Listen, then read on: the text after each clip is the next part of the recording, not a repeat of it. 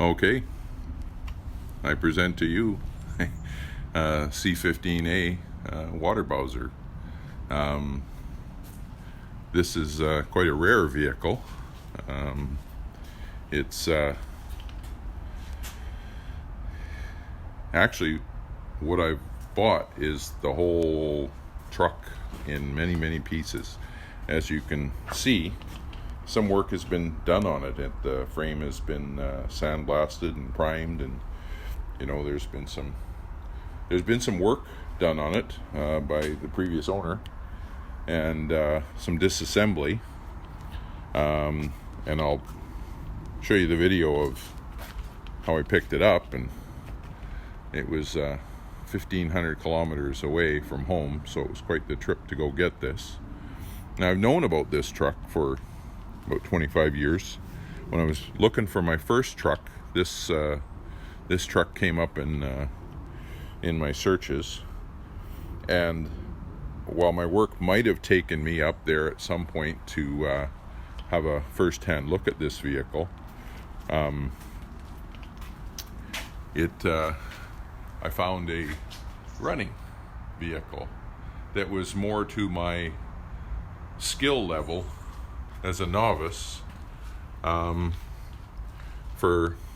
a project. And I was lucky in getting a truck like that was running and mostly complete as far as the cab and chassis went, and I was able to get it on the road in not too long. It took me a couple of years back in the early 2000s to get it done, and a lot of learning curve, a lot of help from people on mapleleafup.net and a few local people that had some interest in them.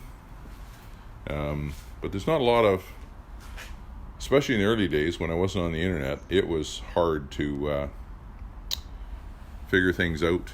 But we did, and we got it on our own, and eventually I built a second truck, and I built a third truck, and this truck was acquired a number of years ago from a collector who had collected and preserved this vehicle from the 1980s, when it was sold off by a local utility that had been using it as a water truck of some sort. The tank is really in immaculate condition, especially inside. It's spotless. And kept it together, realized its value. It got on the old CMP InfoX. It was listed. That's where I got some of the information about it 25 years ago. And about 10 or more years ago, it was bought by a friend of mine up in Smithers, who wasn't too far away from this. This was in Terrace, I believe. And so this truck got into his possession, where for the most part I think it got partially disassembled, but kept together.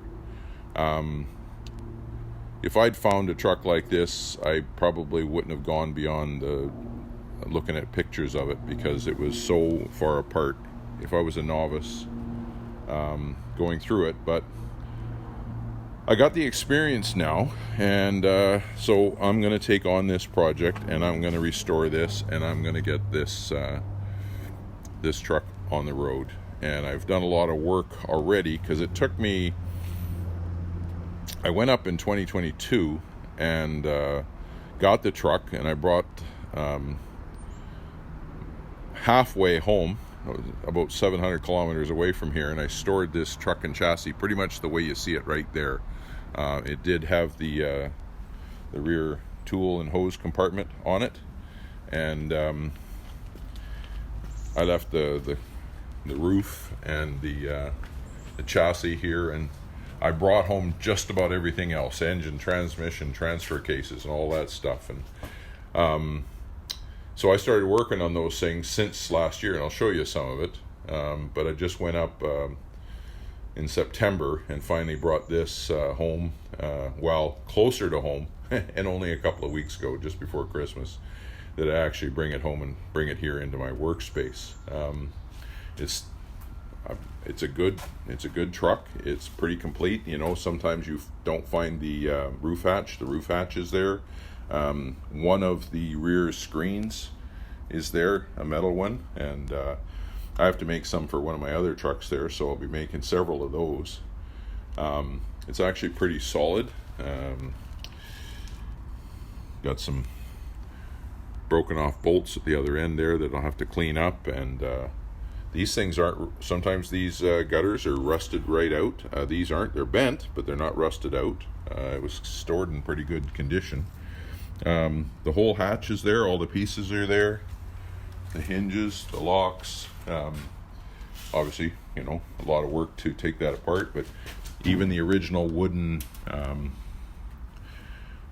frame around there that were padded at one time.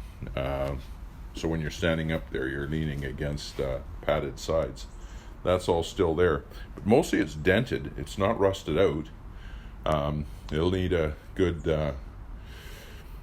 blasting of some sort to sort it out. And the floor will need a little bit more work. It's got quite a bit of pitting. I don't think I'll cut it out and replace it. I mean, it's just, that's the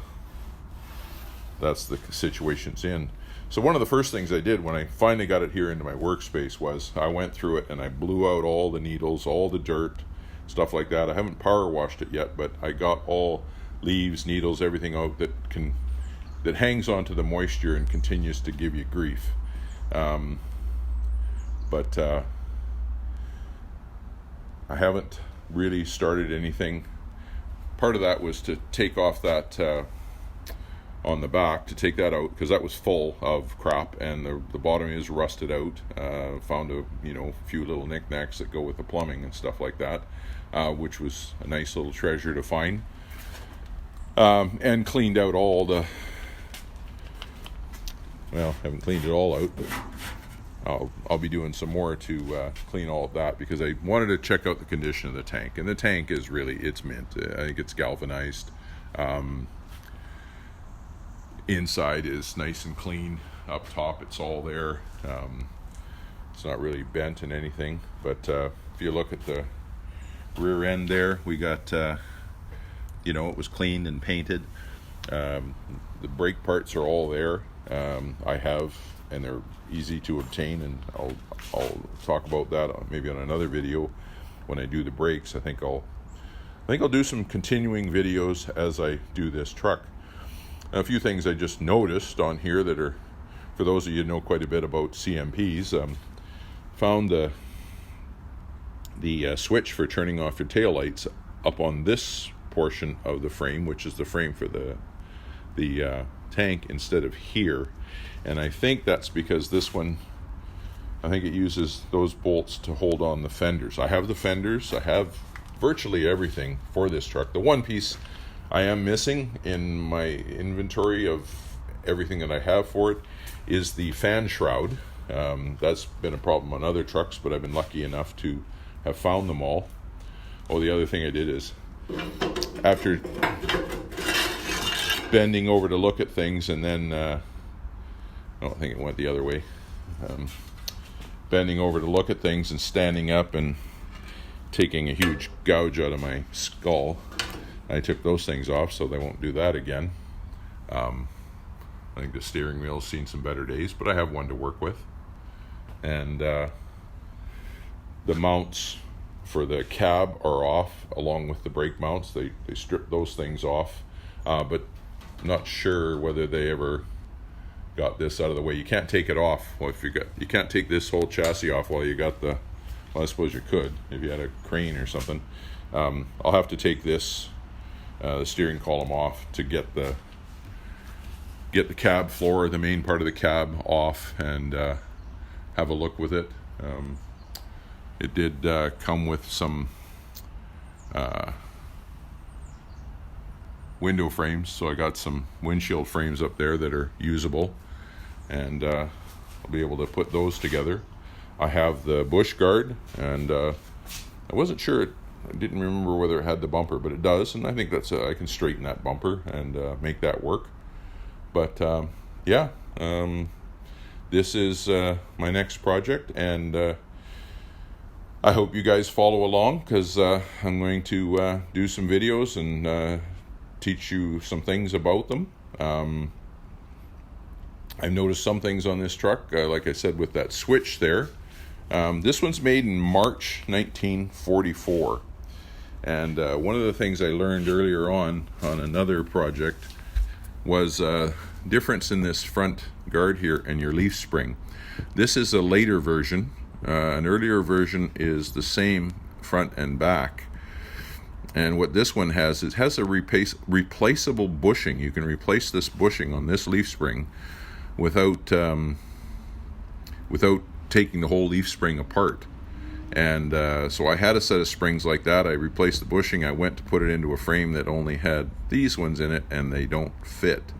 So I ended up taking the leaf spring apart and putting another leaf in there with the bent coil. But anyways, that's a little difference. Another late addition is adding this support to the steering columns. On early trucks, you don't have them, and these things would break right here. So they did two things. They put this support here, and instead of putting a solid support on these two bolts here, they put a spring mounted, so it could flex. When the body flexed, the steering column was insulated a little bit from the movement of the cab. So yeah, there's all kinds of little things. Looking down here at these pieces, I've never seen that type before with the square hatch on it. All of mine are round. I think I got some replacement NOS round rubber bumpers that go in that style. So I'll look around, but as far as I know, these things are all original to this truck, built in March 1944. I'll show you some more of this stuff, the truck that we've got working on it here in a second here, and I'll move inside.